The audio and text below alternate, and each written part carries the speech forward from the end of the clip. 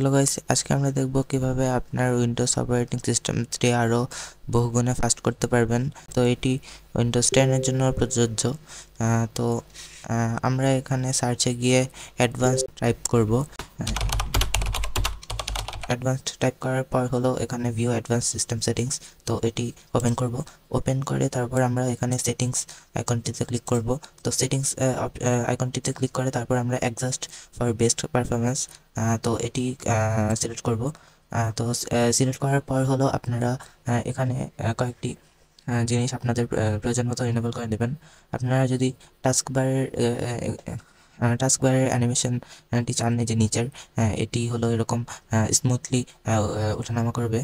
তো আপনারা হলো এখানে আপনারা অন করবেন হলো, তাহলে আপনারা এই দুটি জিনিস অন করবেন। এই দুটি অপশন অন করার পর হলো আপনারা যদি এই প্রত্যেকটি ফটোর এই থাম্বনেলটি চান যে এটির ভিতরে কোন ফটোটি, তো এটির জন্য আপনারা অন করবেন হলো শো থাম্বনেলস ইনস্টলড অফ আইকন।